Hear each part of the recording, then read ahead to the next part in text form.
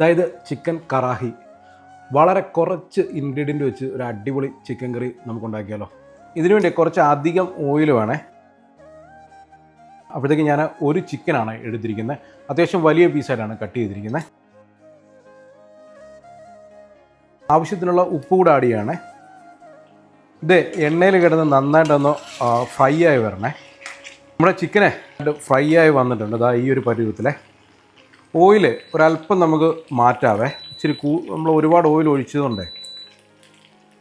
ഇനി ഇതാണ് ഇതിലെ ഏറ്റവും പ്രധാനപ്പെട്ട ഒരു ഇൻഗ്രീഡിയൻ്റ്, തക്കാളിയാണ്. ഇത് കുറച്ച് കൂടുതൽ എടുത്തിരിക്കുകയാണ്, അതും വലുതായിട്ട് അരിഞ്ഞതാണ്.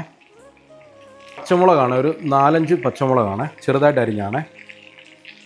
ഇഞ്ചി നീളത്തിലരിഞ്ഞതാണ്. അടച്ചു വെച്ച് വേവിക്കാവേ. നോക്കാവേ. ഇനി നമുക്ക് ഈ തക്കാളിയുടെ തൊലിയെ എടുത്ത് മാറ്റുകയാണേ. ഈ തക്കാളി നന്നായിട്ടൊന്ന് ഉടച്ച് ഇതിലേക്കൊന്ന് ചേർക്കാവേ. തക്കാളി നല്ലതായിട്ടങ്ങ് ഉടഞ്ഞങ്ങ് ചേർന്നിട്ടുണ്ട്.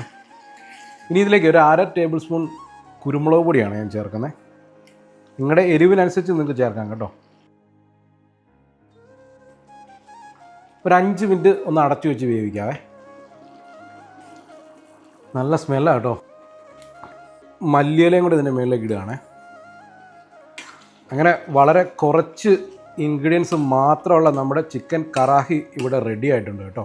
ഈ ചിക്കൻ ഒന്ന് നമുക്ക് ടേസ്റ്റ് ചെയ്ത് നോക്കാം. നല്ല ചപ്പാത്തിയുടെ കൂടെയാണ് നമ്മൾ കഴിക്കുന്നത്. ചപ്പാത്തി ഇതാ ഇങ്ങനെ അങ്ങോട്ട് എടുക്കുക. ഒരു പീസ് ചിക്കൻ എടുക്കുക. നല്ല ഗ്രേവിയൊക്കെയാണ്, നല്ല കുറുകിയ ഗ്രേവി. കാരണം നമ്മൾ വേറെ ഒന്നും ഇട്ടിട്ടില്ല ഇതിനകത്ത്. ആകെ ഉള്ളത് നമ്മുടെ ടൊമാറ്റോ മാത്രമല്ലേ ഉള്ളൂ.